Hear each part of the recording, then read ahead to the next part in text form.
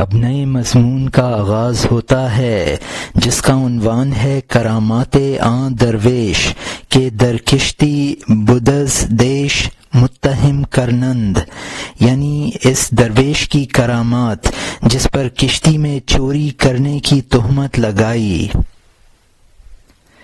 ایک کشتی میں ایک درویش تھا جو مردانگی کے ساز و سامان کو سہارا بنائے ہوئے تھا۔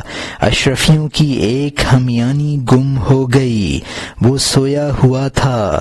انہوں نے سب کی تلاشی لی، اس مالک نے ان کو وہ درویش بھی دکھایا۔ اس سوئے ہوئے فقیر کی بھی ہم تلاشی لیں۔ اشرفیوں والے نے غم کی وجہ سے اس کو بھی بیدار کیا کہ اس کشتی میں چمڑے کی تھیلی گم ہو گئی ہے، ہم نے سب کی تلاشی لی ہے، تو بھی نہ چھوٹ سکے گا۔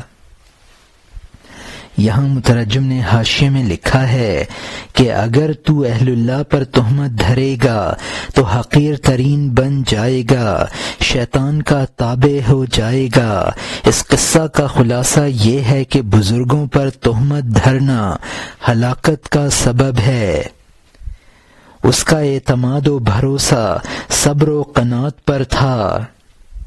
مالک نے اس سوئے ہوئے فقیر کو بھی لوگوں کو دکھایا جس کی اشرفیاں گم ہوئی تھیں، اس کو صاحب درم کہا ہے۔ اور یہاں حاشیہ ختم ہوتا ہے، گدڑی اتار دے، گدڑی سے ننگا ہو جا تاکہ لوگوں کے شکوک تجھ سے رفع ہوں۔ اس درویش نے کہا، اے خدا، تیرے غلام کو کمینوں نے متہم کیا، حکم فرما دے۔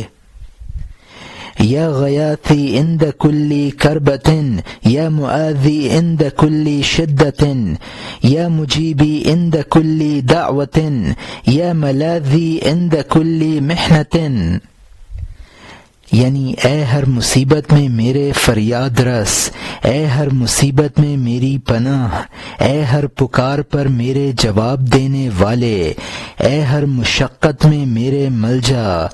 جب اس تہمت سے درویش کے دل کو تکلیف پہنچی، فوراً ہر جانب سے سر نکالا۔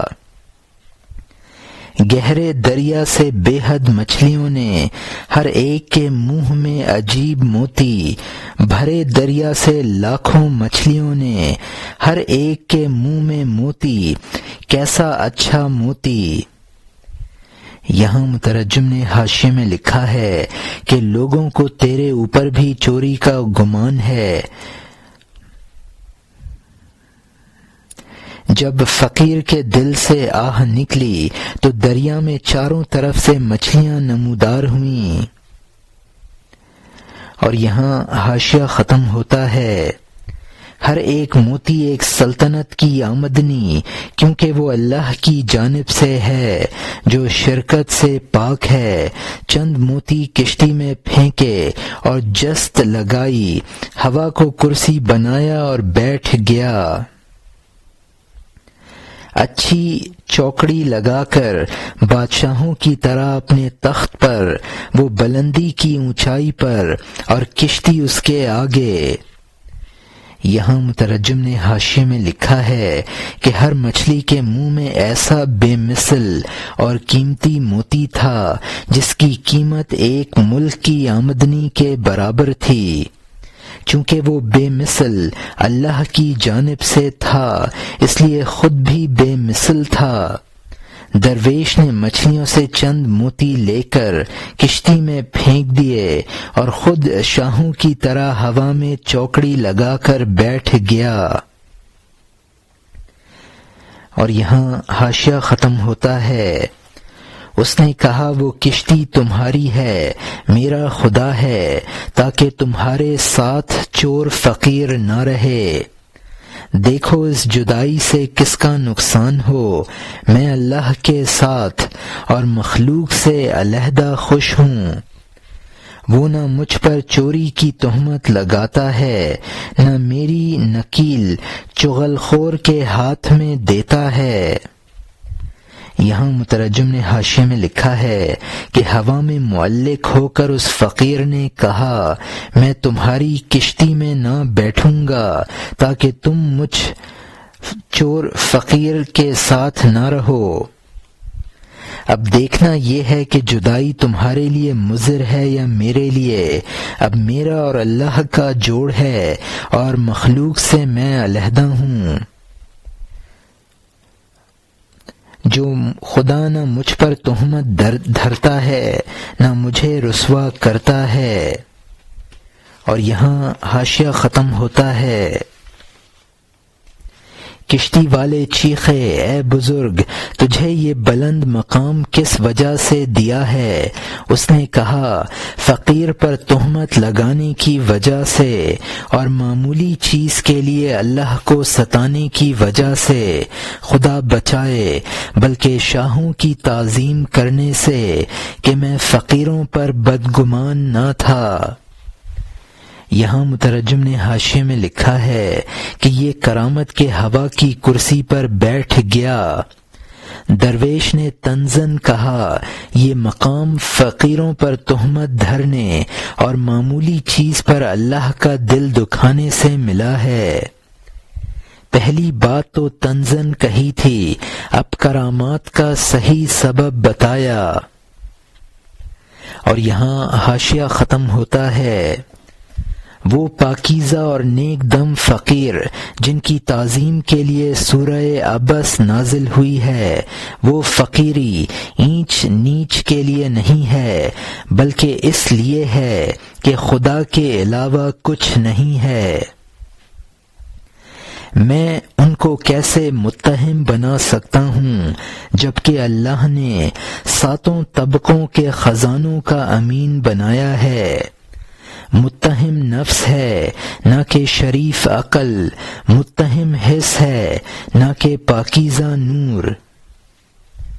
یہاں مترجم نے حاشیے میں لکھا ہے کہ جن فقراء کی تعظیم سے یہ مقام حاصل ہوا ہے وہ پاک نفس فقراء ہیں جن کی تعظیم میں سورہ عبس نازل ہوئی، جبکہ حضور صلی اللہ علیہ وسلم نے ایسے ہی ایک فقیر سے ذرا بے التفاتی کا معاملہ کیا تھا۔ حضور صلی اللہ علیہ وسلم سرداران قریش سے گفتگو فرما رہے تھے۔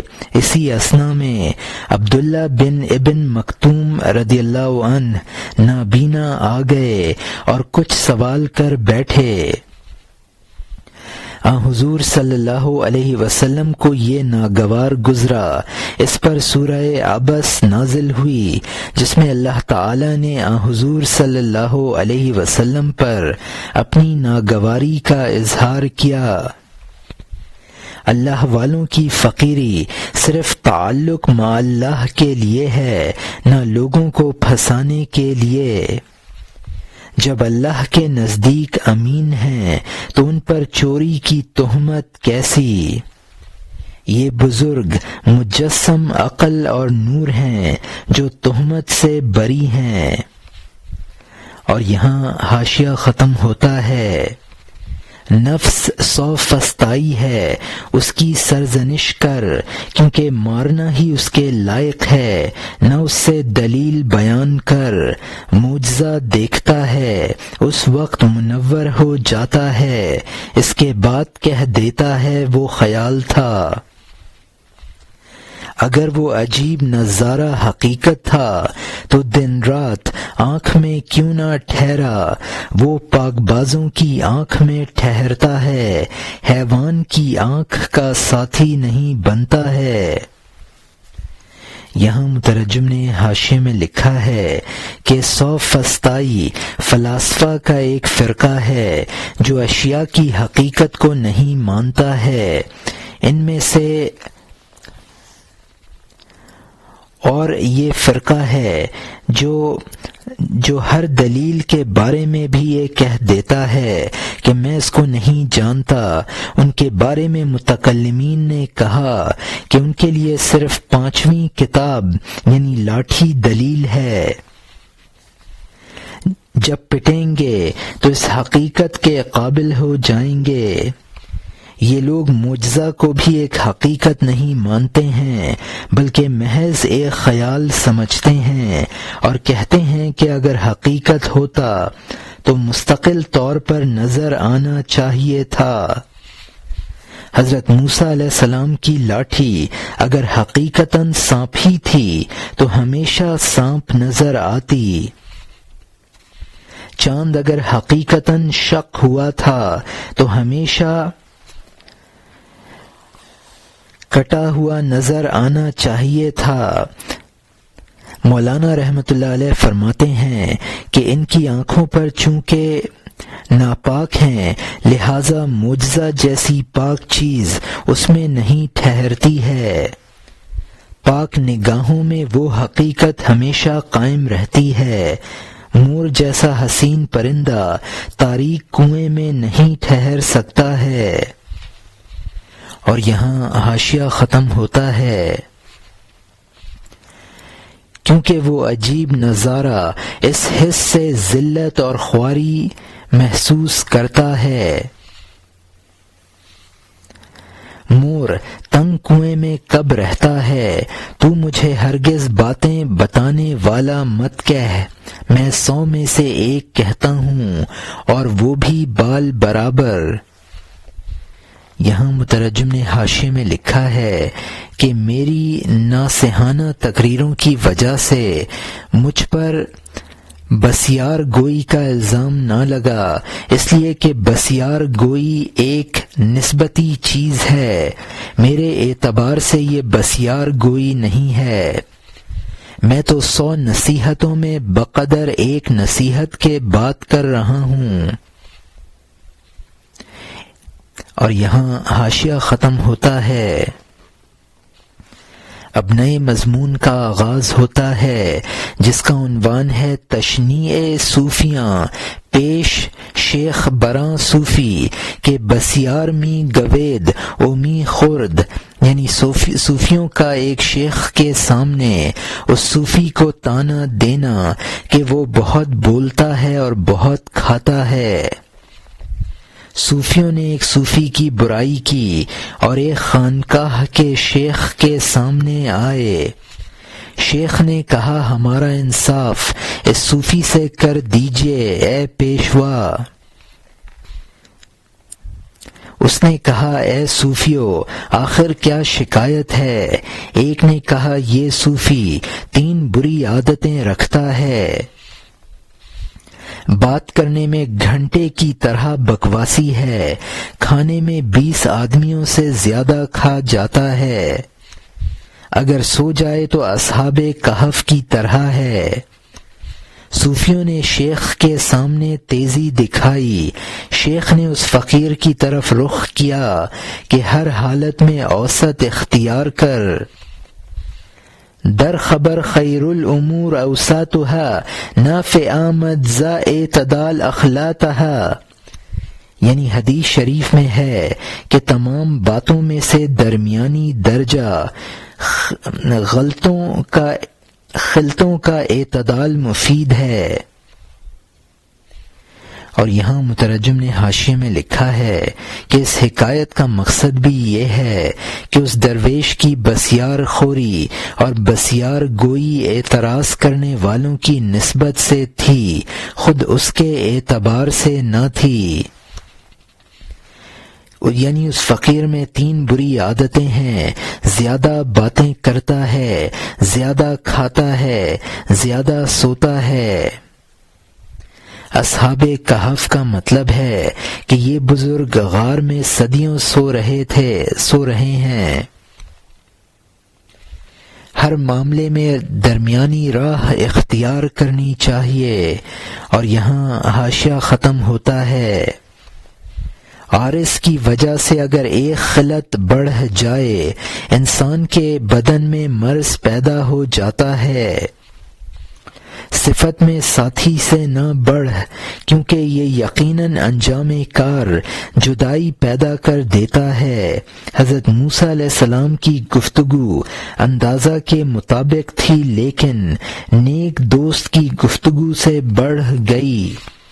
یہاں مترجم نے حاشیے میں لکھا ہے کہ حدیث شریف ہے خیر الامور اوساطها، یعنی ہر معاملے میں میانہ روی اختیار کرنی چاہیے۔ اخلاطہا کا مطلب ہے کہ بدن کی چاروں خلطیں سودا، صفرا، خون اور بلغم اگر اعتدال پر رہتی ہیں تو صحت رہتی ہے، ورنہ انسان مریض ہو جاتا ہے۔ یعنی کسی عارض کی وجہ سے جس طرح ساتھی کوئی کام کرے ویسا ہی تو کر، اس سے بڑھ کر نہ کر، ورنہ اختلاف پیدا ہو جائے گا۔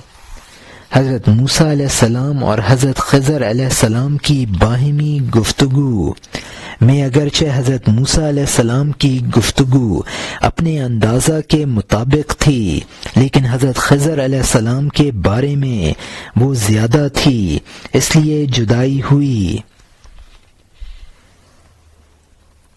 یار نیک سے یہاں مراد خضر علیہ السلام ہیں، اور اگر اللہ تعالی مراد ہو تو اس گفتگو کی طرف اشارہ ہے جو کوہ طور پر اللہ سے ہوئی تھی۔ اور یہاں حاشیہ ختم ہوتا ہے۔ وہ بڑھوتری حضرت خضر علیہ السلام سے جدائی بن گئی، انہوں نے کہہ دیا تو زیادہ بات کرتا ہے، اب جدائی ہے۔ اے موسیٰ تم بہت بولتے ہو، معاف کرو، کتنا بولو گے، جاؤ ساتھ ختم ہوا۔ اے موسیٰ تم بہت بولتے ہو، اٹھو اور جاؤ، ورنہ میرے ساتھ گونگے اور اندھے بنو۔ اگر تم نہ گئے اور ضد سے بیٹھے رہے تو تم باطنی طور پر چلے گئے ہو اور علیحدہ ہو گئے ہو۔ جب تم اتفاقاً نماز میں ناپاک ہو گئے، وہ نماز تم سے کہتی ہے پاکی کے لیے جاؤ، دوڑو۔ اگر تم نہ گئے تو خالی حرکت کرنے والے ہو۔ اے گمراہ، جب تیری نماز جاتی رہی، بیٹھ جا۔ یہاں مترجم نے حاشیے میں لکھا ہے کہ جو کچھ میں کہوں اس کے بارے میں سوال نہ کرو، جو دیکھو اس پر اعتراض نہ کرو۔ میری مرضی کے بغیر ساتھ بھی رہو گے تو بھی باطنی طور پر مجھ سے علیحدہ ہو گئے ہو۔ اگر نماز میں کوئی ناپاک ہو جائے اور وہ پھر رکوع سجدے کرتا رہے تو بیکار ہے، محض اٹھک بیٹھک ہے، نماز نہیں ہے۔ اور یہاں حاشیہ ختم ہوتا ہے۔ ان کے پاس جا جو تیرے جوڑ کے ہیں، تمہاری باتوں کے عاشق اور پیاسے ہیں۔ پہرے دار کے سوئے ہوئوں پر بخشش ہے، مچھلیوں کو پہرے دار کی ضرورت نہ تھی۔ کپڑا پہننے والوں کی نظر دھوبی پر ہے، عریاں جان کے لیے تجلی زیور ہے۔ یہاں مترجم نے حاشیے میں لکھا ہے کہ جو تیری طرح بسیار گو ہوں اور تیری طرح بسیار گوئی کے عاشق و مشتاق ہوں، ان کے ساتھ رہ۔ جب افادہ اور استفادہ ختم ہو گیا تو حاضری محض پہرے داری ہے، جس کی اہل اللہ کو ضرورت نہیں۔ پہرے داری کی ضرورت سونے والوں کو ہوتی ہے، اہل اللہ ہر وقت بیدار رہتے ہیں۔ کپڑے پہننے والوں اور دھوبی کا جوڑ ہے، ننگے اور دھوبی کا کوئی جوڑ نہیں ہے۔ اور یہاں حاشیہ ختم ہوتا ہے۔ یا ننگوں سے علیحدہ ہو کر چل، یا ان کی طرح بدن کے کپڑے سے بے نیاز بن۔ اگر تو نہیں کر سکتا کہ بالکل ننگا ہو تو کپڑے کم کر دے تاکہ تو درمیانی راہ چلے۔ یہاں مترجم نے حاشیے میں لکھا ہے یا تو تم بھی علائق دنیاوی قطع کر کے اہل اللہ کی صحبت اختیار کرو، ورنہ ان سے علیحدگی اختیار کر لو۔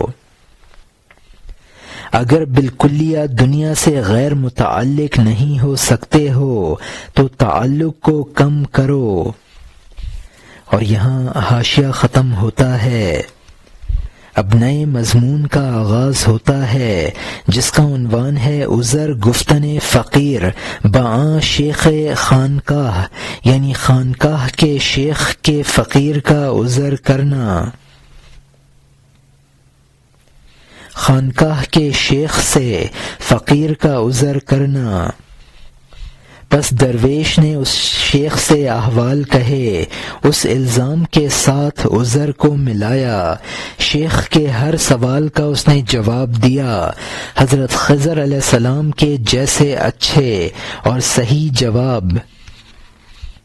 حضرت موسیٰ علیہ السلام کلیم کے سوالوں کے جواب جو ان کو خدائے علیم کی جانب سے حضرت خضر علیہ السلام نے دیے، ان کی مشکلیں حل ہو گئیں، اور مزید یہ کہ ان کی ہر مشکل کی ایک کنجی دے دی۔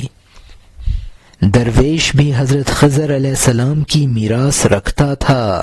شیخ کے جواب میں توجہ کی، درویش نے کہا، درمیانی راہ اگرچہ دانائی ہے لیکن کسی چیز کا اوسط ہونا بھی نسبتی ہے۔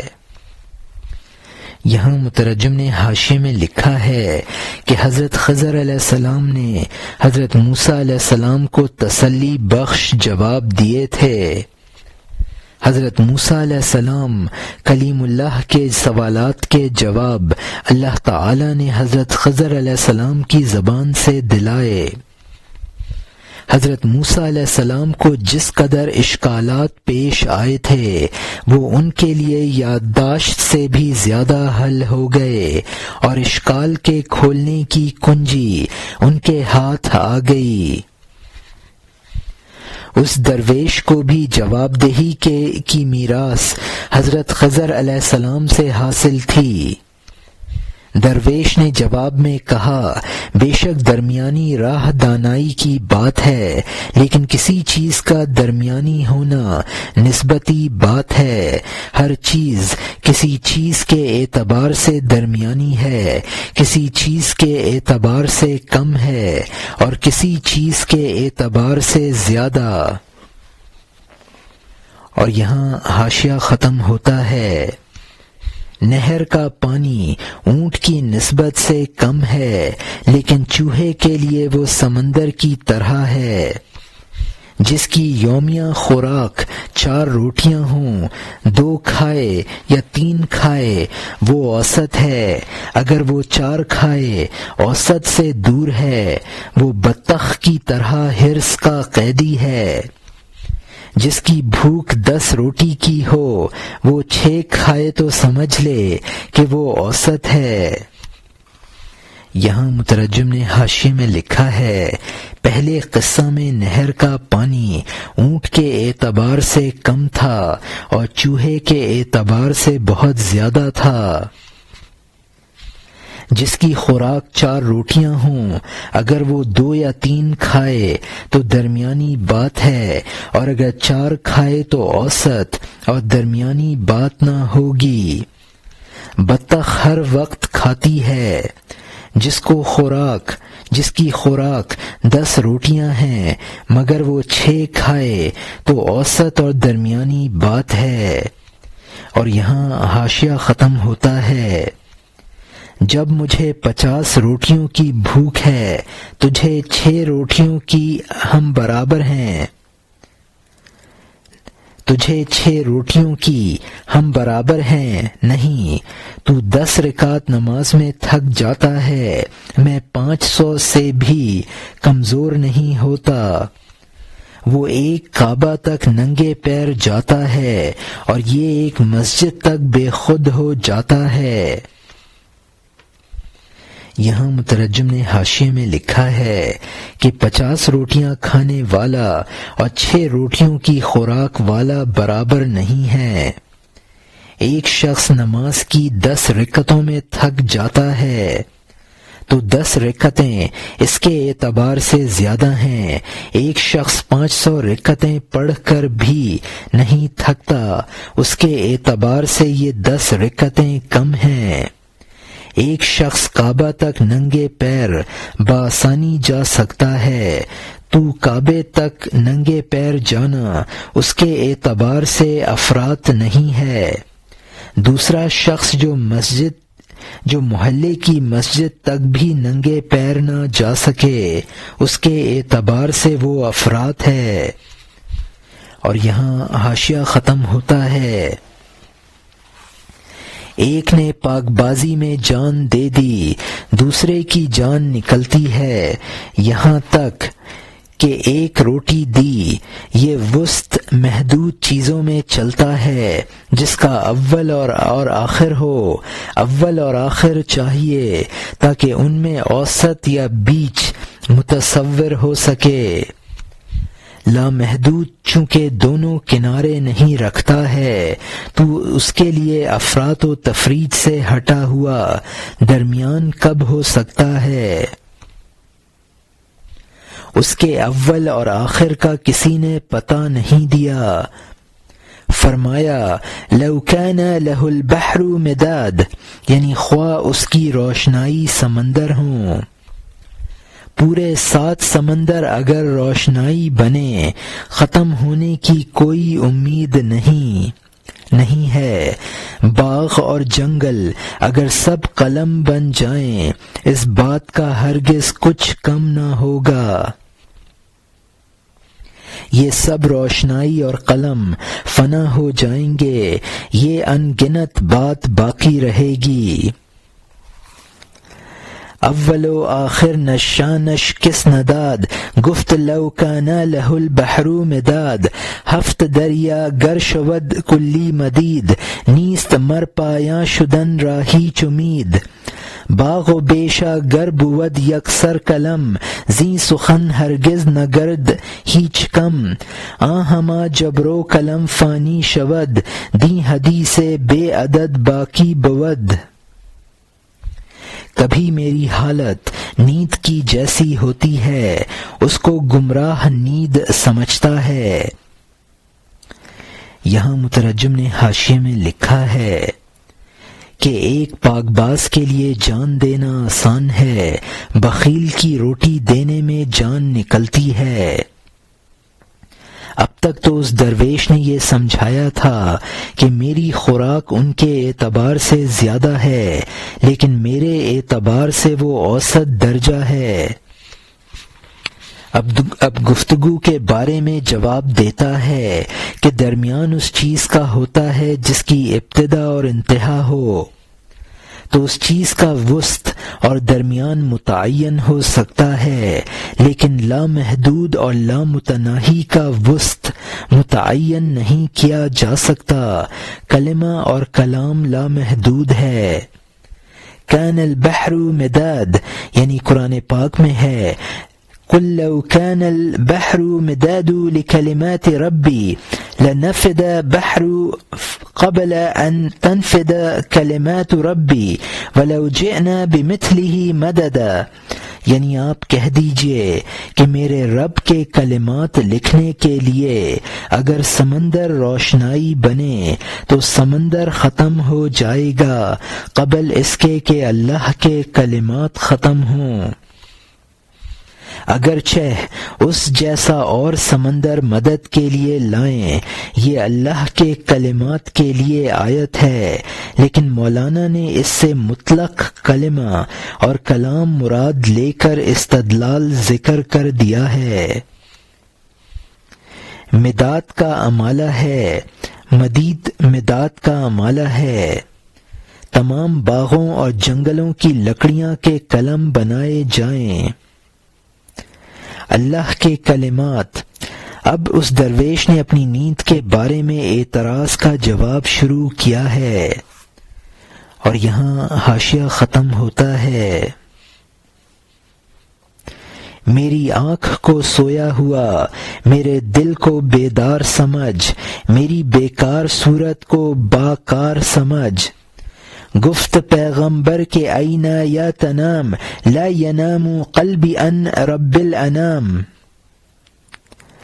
گفت پیغمبر کے خسبت چشم من لیک کے خسبت دلم اندر وسن، یعنی پیغمبر صلی اللہ علیہ وسلم نے فرمایا میری دونوں آنکھیں سوتی ہیں، میرا دل مخلوق کے پروردگار سے نہیں سوتا ہے۔ پیغمبر صلی اللہ علیہ وسلم نے فرمایا میری آنکھیں سوتی ہیں لیکن نیند میں میرا دل کب سوتا ہے۔ یہاں مترجم نے حاشیے میں لکھا ہے کہ جبکہ میں بظاہر سویا ہوا ہوں اس وقت بھی دل یاد خدا میں ہوتا ہے۔ حدیث شریف میں ہے تنام عینای ولا ینام قلبی، میری دونوں آنکھیں سوتی ہیں اور میرا دل نہیں سوتا ہے۔ اور یہاں حاشیہ ختم ہوتا ہے تیری آنکھیں بیدار ہیں اور دل نیند میں ہے، میری آنکھیں سوئی ہوئی ہیں، میرا دل غیب میں مشغول ہے، میرے دل کے دوسرے 5 حواس ہیں، دل کے حس کے لیے دونوں عالم منظور نظر ہیں۔ یہاں مترجم نے حاشیے میں لکھا ہے کہ درویش نے معترض سے کہا اسرار الہی کے دروازے کی کشادگی کو فتح باب کہا ہے، حواس ظاہری کے علاوہ میرے دل کے بھی حواس ہیں، حواس ظاہری عالم دنیا کا ادراک کرتے ہیں، دل کے حواس کا عالم آخرت منظر ہے۔ اور یہاں حاشیہ ختم ہوتا ہے تو اپنی کمزوریوں سے مجھے نہ دیکھ، تیرے لیے رات ہے مجھ پر وہی رات صبح ہے، تیرے لیے قید خانہ ہے میرے لیے وہ قید خانہ باغ جیسا ہے، تو بالکل مشغول ہے مجھے فراغت حاصل ہے، تیرا پیر کیچڑ میں ہے اور میرے لیے کیچڑ پھول ہے، تیرے لیے سوگ میرے لیے خوشی اور ڈھول ہے، میں زمین پر تیرے ساتھ ایک جگہ پر ہوں، ساتویں آسمان پر زحل کی طرح دوڑتا ہوں، میں تیرا ہم نشین نہیں ہوں، میرا سایہ ہے، میرا مرتبہ خیالات سے بالا تر ہے، کیونکہ میں خیالات سے بالا تر ہو گیا ہوں، میں خیال کی حد سے باہر دوڑتا ہوں۔ یہاں مترجم نے حاشیے میں لکھا ہے کہ تو اپنی حالت پر مجھے قیاس نہ کر، تیرا دل خواہ بیدہ ہے میرا دل بیدار ہے، تو تیری شب میری صبح ہے، دنیاوی مشاغل تیرا قید خانہ ہے، میں اس دنیا میں بھی باغ میں ہوں، شاغل دنیاوی سے آزاد ہوں، مشاغل دنیاوی میں تو مشغول ہے میں ان سے فارغ ہوں، تو دنیا میں پھنسا ہوا ہے اور یہی دنیا میرے توجہ الی الحق کا ذریعہ ہے، تو یہ تیرے لیے سوگ میرے لیے خوشی اور خوشی کا ذریعہ ہے۔ میں دنیا میں رہتے ہوئے بھی عالم بالا کی سیر کرتا ہوں، میرا جسم ناسوتی تیرا ہم نشین ہے جو بمنزلہ سایہ کے ہے، اور اصل روح ہے جو وحدت کی وجہ سے فکر و اندیشہ سے بالا تر ہے۔ اور یہاں حاشیہ ختم ہوتا ہے میں خیال پر حاکم ہوں محکوم نہیں ہوں، کیونکہ بنانے والا عمارت پر حاکم ہوتا ہے، تمام مخلوق فکر کی محکوم ہے، اس لیے دل شکستہ اور غمگین ہے، میں قصداً اپنے آپ کو فکر کے سپرد کر دیتا ہوں، جب چاہتا ہوں ان کے درمیان سے کود جاتا ہوں، میں بلندی کا پرندہ ہوں، فکر مکھی ہے، مجھ پر مکھی کی دسترس کب ہو سکتی ہے۔ یہاں مترجم نے حاشیے میں لکھا ہے کہ مجھے اپنے خیالات پر پورا قابو ہے، جس طرح بنانے والے کو عمارت پر قابو ہوتا ہے۔ عام لوگ اپنے خیالات کے تابع ہوتے ہیں، اسی لیے غم و فکر میں مبتلا رہتے ہیں۔ اولیاء اللہ اپنے اوپر استغراق وغیرہ کی کیفیات طاری کرتے رہتے ہیں۔ بلند پرواز پرند پر مکھی نہیں بیٹھتی ہے۔ اور یہاں حاشیہ ختم ہوتا ہے، میں کبھی قصداً بلند اونچائی سے نیچے آ جاتا ہوں تاکہ شکستہ پا لوگ میرے چاروں طرف جمع ہو جائیں۔ نچلی صفات سے جب میں ملول ہو جاتا ہوں، الصافات پرندوں کی طرح اوپر اڑ جاتا ہوں۔ میرے پر اپنی ذات سے اگے ہیں، میں اپنے دونوں پر سریش سے نہیں چپکاتا ہوں۔ یہاں مترجم نے حاشیے میں لکھا ہے کہ انبیاء اور اولیاء اپنے مقام سے نزول اختیار کر لیتے ہیں تاکہ عوام ان سے مستفید ہو سکیں۔ جب عوام کی سطح اختیار کرنے سے ملال پیدا ہوتا ہے تو پھر عروج اختیار کر لیتے ہیں۔ یہ میرا عروج میرا ذاتی ہے، مستعار نہیں ہے۔ اور یہاں حاشیہ ختم ہوتا ہے، حضرت جعفر طیار کے پر چالو ہیں، جعفر طرار کے پر مانگے ہوئے ہیں۔ جس نے مزہ نہ چکھا ہو اس کے لیے یہ باتیں محض دعویٰ ہیں، افق کے رہنے والوں کے لیے یہ حقیقت ہے۔ کوے کے سامنے یہ محض دعویٰ اور ڈینگ ہے، مکھی کے لیے بھری اور خالی دیگ یکساں ہے۔ جب تجھ میں لقمہ موتی بن جائے پہلو تہی نہ کر، جتنا ممکن ہو کھا۔ یہاں مترجم نے حاشیے میں لکھا ہے کہ جعفر طیار رضی اللہ عنہ حضور صلی اللہ علیہ وسلم کے چچیرے بھائی ہیں۔ 8 ہجری میں غزوہ موطا میں چند ہزار فوج کے ساتھ 3 لاکھ فوج کا مقابلہ کرتے ہوئے دونوں بازو کٹ جانے کے بعد شہید ہوئے تو حضور صلی اللہ علیہ وسلم نے بشارت دی کہ اللہ تعالی نے ان کو جنت میں 2 بازو ایسے عنایت کر دیے ہیں جن کے ذریعے وہ جہاں چاہتے ہیں اڑ کر چلے جاتے ہیں۔ اس بشارت کی وجہ سے ان کا لقب طیار یعنی بہت اڑنے والا اور ذوالجناحین 2 بازوؤں والا پڑا۔ جعفر طرار جیب تراش جعفر عرب کا بہت چالاک شخص تھا جس نے 2 فرضی بازو لگا رکھے تھے۔ اسرار کی یہ باتیں ان لوگوں کے نزدیک محض دعویٰ ہیں جو اس ذوق سے واقف نہیں، اصحاب ذوق کے لیے یہ حقیقت ہیں۔ کوا جو چالاکی میں مشہور ہے اس کے لیے غراب کا لفظ استعمال کیا گیا ہے۔ مکھی کے لیے 1 ذرہ خوراک کافی ہے، وہ دیکھ کے پر اور خالی ہونے کے فرق کو محسوس نہیں کر سکتی ہے، جبکہ لذیذ غذائیں شہوانی قوتوں کے اضافہ کا سبب نہ بنی تو حسب خواہش کھائی جا سکتی ہیں۔ وہی درویش جو اپنی بسیار خوری کی معذرت کر رہے تھے انہوں نے کھایا ہوا قے کر کے دکھایا۔ کھانے کا گوہر بننا اگرچہ حقیقتاً نہیں ہوتا بلکہ وہ اولیاء کے پیٹ میں پر انوار بنتا ہے، لیکن انہوں نے بطور کرامت مانوی موتی کو ظاہری موتی بھی کر کے دکھا دیا۔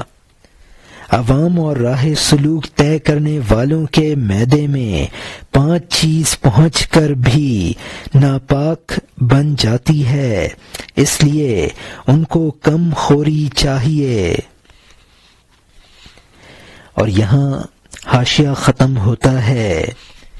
ایک دن شیخ نے بدگمانی رفع کرنے کے لیے سلبچی میں قے کر دی اور سلبچی موتیوں سے بھر گئی۔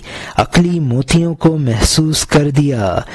بینا پیر نے اس شخص کی کم عقلی کی وجہ سے، چونکہ میدہ میں تیرا پاک ناپاک بن جاتا ہے، حلق پر تالو لگا لے اور کنجی کو چھپا دے جس میں لقمہ اللہ تعالی کا نور بن جائے، کہہ دے وہ جو بھی چاہے کھائے اس کے لیے حلال ہے۔ یہاں نئے مضمون کا آغاز ہوتا ہے جس کا عنوان ہے در بیان صدق دعویٰ کہ محض معنی بود نزدیک صاحب حال او دوری بیگانگاں، یعنی اس دعوے کی سچائی کے بیان میں جو صاحب حال کے نزدیک حقیقت ہے اور بیگانوں کی اس سے دوری۔ اگر تو میری جان سے واقف ہے، میری حقیقت آشیانہ گفتگو دعویٰ نہیں ہے، میری حقیقت آشیانہ گفتگو دعویٰ نہیں ہے۔ اگر میں آدھی رات میں کہوں میں تیرے سامنے ہوں، خبردار رات ہونے کی وجہ سے نہ ڈر، میں تیرا اپنا ہوں، یہ دونوں دعوے تیرے لیے حقیقت ہوں گے جبکہ تو اپنوں کی آواز کو پہچانتا ہے۔ سامنے ہونا اور اپنا ہونا دو دعوے ہیں، دونوں دعوے اچھی سمجھ کے لیے حقیقت ہوں گے۔ آواز کا قرب گواہی دیتا ہے کہ یہ آواز کسی دوست کے پاس سے آ رہی ہے۔ یہاں مترجم نے حاشیے میں لکھا ہے کہ اب چند مثالیں ایسی دیتے ہیں جن میں خود دعویٰ ہی دلیل ہوتا ہے اور وہ دعویٰ دلیل سے مستغنی ہوتا ہے۔ آفتاب آمد دلیل آفتاب، اگر تو صاحب باطن ہے جو دلیل کا محتاج ہو، اس کے لیے دعویٰ کا لفظ استعمال ہوا ہے۔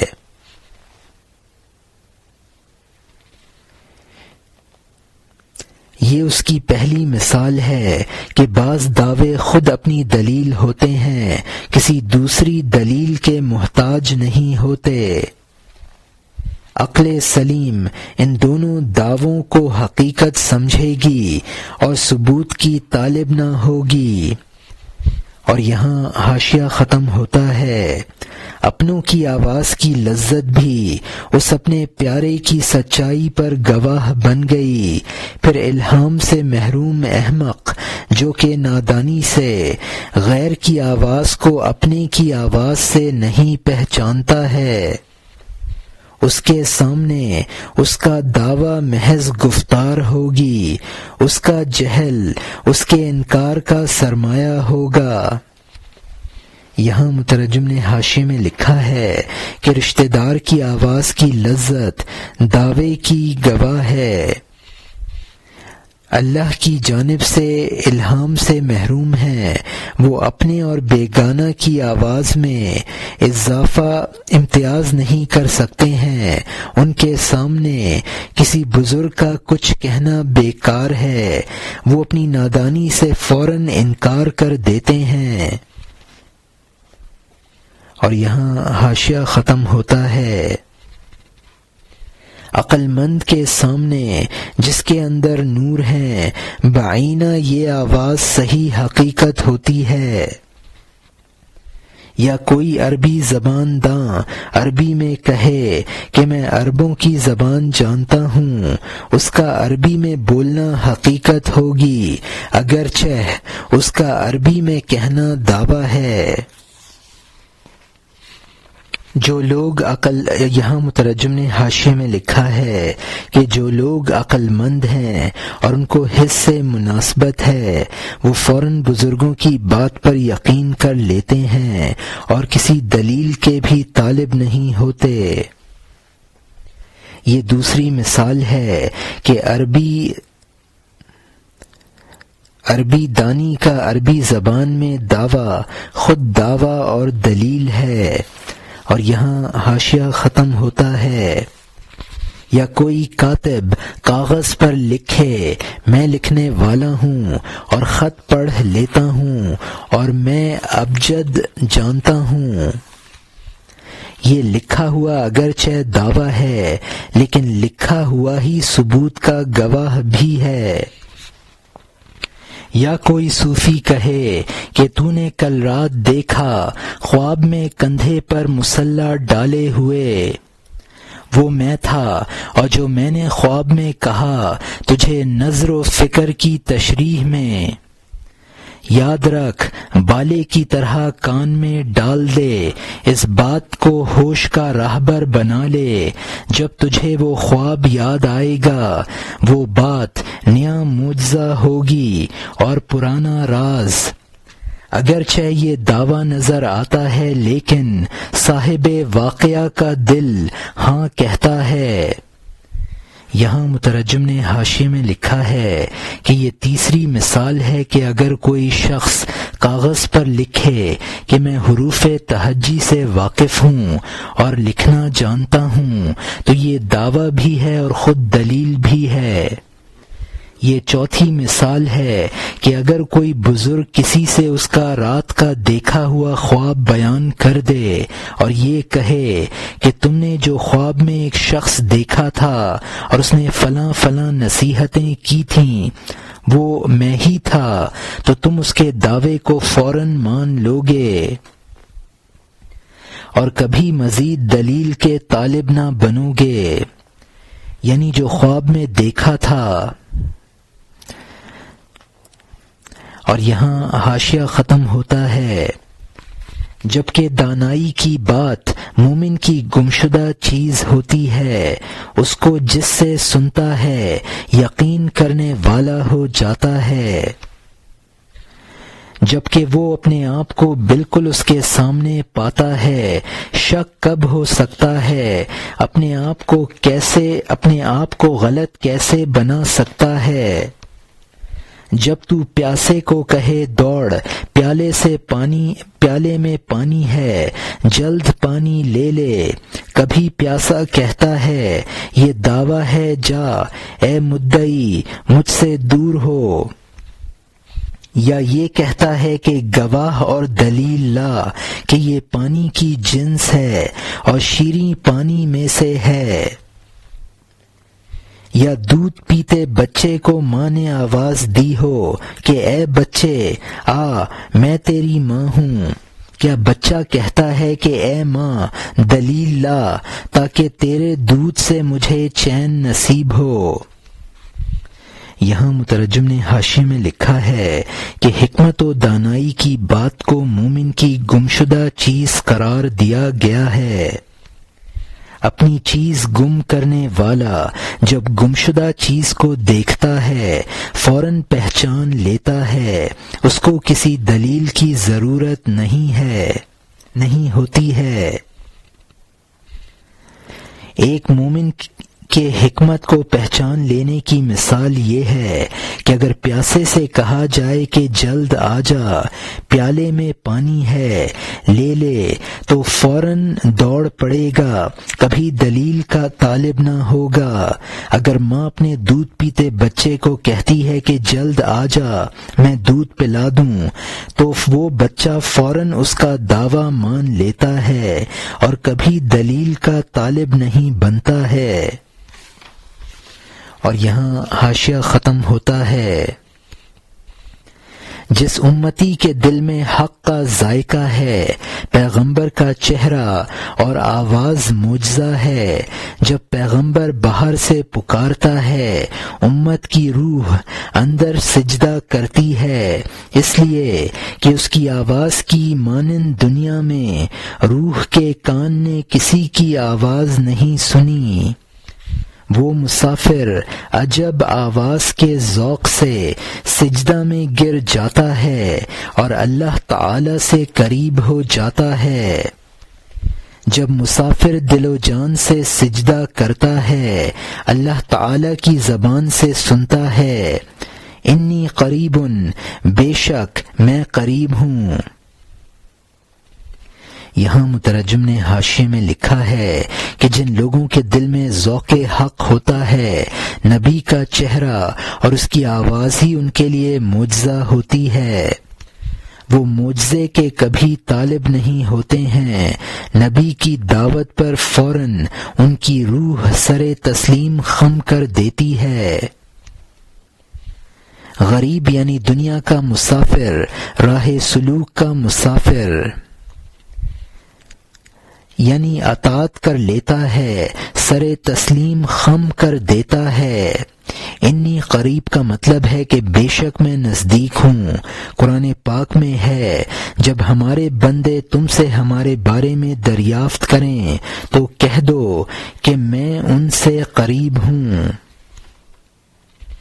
اور یہاں حاشیہ ختم ہوتا ہے، اب نئے مضمون کا آغاز ہوتا ہے جس کا عنوان ہے سجدہ کردن یحییٰ علیہ السلام او مسیح علیہ السلام یک دیگر را در شکم مادر، یعنی حضرت یحییٰ علیہ السلام کا حضرت مسیح علیہ السلام کا ماں کے پیٹ میں ایک دوسرے کو سجدہ کرنا۔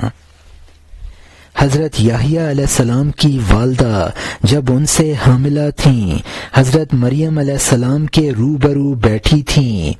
حضرت یحییٰ علیہ السلام کی والدہ نے حضرت مریم علیہ السلام سے آہستہ سے اپنے وضع حمل سے پہلے کہا کہ مجھے یقین ہے کہ آپ کے پیٹ میں ایک شاہ ہے جو کہ بڑے درجے کا اور باخبر رسول ہے۔ جب میں آپ کے برابر آئی، اے عقل مند، میرے حمل نے سجدہ کیا، پیٹ کے اس بچہ نے پیٹ کے اس بچے کو سجدہ کیا جس کے سجدے سے میرے بدن میں درد ہوا۔ حضرت مریم علیہ السلام نے کہا، میں نے بھی اپنے پیٹ میں اس پیٹ کے بچے کا سجدہ دیکھا۔ یہاں مترجم نے حاشیے میں لکھا ہے کہ مادر یحییٰ یعنی حضرت زکریا علیہ السلام کی بیوی، یہ حضرت یحییٰ علیہ السلام کی ماں ہیں۔ صاحب عزم و عظیمت 5 بڑے رسول ہیں، حضرت نوح علیہ السلام، حضرت موسیٰ علیہ السلام، حضرت ابراہیم علیہ السلام، حضرت عیسیٰ علیہ السلام اور آن حضور علیہم الصلاۃ والسلام۔ پیٹ کے بچے کی حرکت سے ماں کو تکلیف ہوتی ہے۔ حضرت مریم علیہ السلام نے فرمایا کہ میرے پیٹ کے بچے نے بھی تیرے پیٹ کے بچے کو سجدہ کیا تھا۔ اور یہاں حاشیہ ختم ہوتا ہے، اب نئے مضمون کا آغاز ہوتا ہے جس کا عنوان ہے اشکال آوردن نادانا بری قصہ، یعنی نادانوں کا اس قصے پر اشکال کرنا۔ بے وقوف کہتے ہیں کہ اس قصہ پر لکیر کھینچ دے کیونکہ جھوٹ اور غلط ہے، کیونکہ حضرت مریم علیہ السلام اپنے وضع حمل کے وقت اپنوں سے بھی دور تھیں اور بیگانوں سے بھی۔ حضرت مریم علیہ السلام حمل کے دوران کسی کے ساتھ نہ رہیں، وہ شہر کے باہر سے واپس نہ ہوئیں، وہ شیریں دم شہر کے باہر ہیں، باہر سے جب تک فارغ نہ ہوئیں اندر نہیں آئیں۔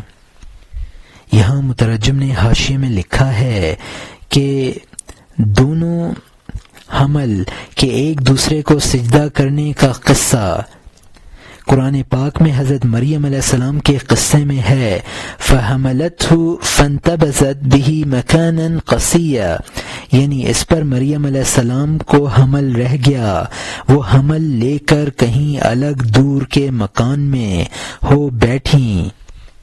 یعنی حضرت مریم علیہ السلام کی حالت حمل میں ان کے پاس کوئی دوسرا نہ تھا، وہ شہر سے نکل کر چلی گئی تھیں، لہٰذا وہاں حضرت یحییٰ علیہ السلام کی والدہ کہاں تھیں؟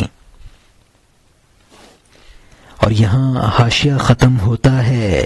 جب ان کو جن لیا اس وقت بغل میں لیا اور خاندان کے سامنے لے گئیں۔ حضرت یحییٰ علیہ السلام کی والدہ نے ان کو کہاں دیکھا تاکہ قصہ میں ان سے یہ بات کہیں۔ یہاں مترجم نے حاشیے میں لکھا ہے کہ قرآن پاک میں ہے فَأَتَتْ بِهِ قَوْمَهَا تَحْمِلُهُ، یعنی وہ مریم اس بچے کو اٹھا کر اپنی قوم کے پاس آئیں۔ اس قصہ کو وہ سمجھ سکتا ہے جو ایسا صاحب دل ہو کہ غائب از نظر چیزیں بھی اس کے سامنے ہوں۔ ایک جواب یہ ہے کہ دونوں میں باہمی روحانی طور پر گفتگو ہوئی ہو۔ اور یہاں حاشیہ ختم ہوتا ہے۔ اب نئے مضمون کا آغاز ہوتا ہے جس کا عنوان ہے جواب اشکال و بیان مقصود از قصہ، یعنی اشکال کا جواب اور قصہ کا مقصد۔ اس کو وہ سمجھتا ہے جو صاحب دل ہے، غائب دنیا اس کے سامنے حاضر ہے، حضرت مریم علیہ السلام کے سامنے نگاہ میں حاضر ہے، حضرت یحییٰ علیہ السلام کی والدہ جو دیکھنے میں دور ہیں، آنکھیں بند کیے ہوئے دوست کو دیکھ لیتا ہے جبکہ کھال کو چھلنی کر دیا ہو۔ اگر انہوں نے انہیں نہ ظاہری طور پر دیکھا نہ باطنی طور پر، اے عاجز، تو قصہ سے نتیجہ اخذ کر لے۔ کیا ایسا نہیں ہے کہ تو نے قصے سنے ہیں اور شین کی طرح ان کے نقش سے تو چپٹ گیا ہے؟ دوسرا جواب یہ ہے کہ اگر حضرت مریم علیہ السلام نے حضرت یحییٰ علیہ السلام کی والدہ کو نہ ظاہری طور پر دیکھا اور نہ باطنی طور پر، اور قصہ غلط بھی ہو، تو نتیجہ جو صحیح ہے اس پر عمل کرو، یعنی اللہ کے نیک بندوں کی تعظیم کرو۔ تم سب سے افسانے سنتے ہو، ان کا نفس الامر میں وجود نہیں ہوتا، لیکن وہ سن کر صحیح نتیجہ نکال لیتے ہو۔ اور یہاں حاشیہ ختم ہوتا ہے۔ حتیٰ کہ بے زباں اس کلیلہ نے کہا، اس نے دمنہ سے بغیر کہے بات کیسے سن لی؟ اگر آپس میں لہجہ جانتے تھے بغیر گویائی کے یہ انسان کیسے سمجھا؟ یہاں مترجم نے حاشیے میں لکھا ہے کہ کلیلہ و دمنہ دو فرضی گیدڑوں کے نام ہیں جن کا باہمی مکالمہ وغیرہ اس کتاب میں درج ہے۔ اس میں مذکور ہے کہ کلیلہ نے بغیر زبان کے یہ کہا، تو بتاؤ کہ دمنہ کی بات بغیر بتائے اس نے کیسے سن لی جو بغیر زبان کے جواب کی نوبت آئی؟ اچھا، وہ اگر آپس میں ایک دوسرے کی بات سمجھتے بھی تھے تو یہ انسان صاحب اس کو کیسے سمجھ گئے جو نقل کر رہے ہیں؟ اور یہاں حاشیہ ختم ہوتا ہے۔ شیر اور گائے کے درمیان وہ دمنہ کس طرح قاصد بنا اور دونوں پر منتر پڑھ دیا۔ موٹا بیل شیر کا وزیر کیسے بن گیا، ہاتھی چاند کے عکس سے کیسے ڈر گیا؟ یہ کلیلہ اور دمنہ سب جھوٹ ہے، ورنہ کوے کا لقلق سے کیا اختلاف ہے؟ اے بھائی، قصہ تو ایک پیمانہ ہے، اس میں معنی دانے کی طرح ہیں۔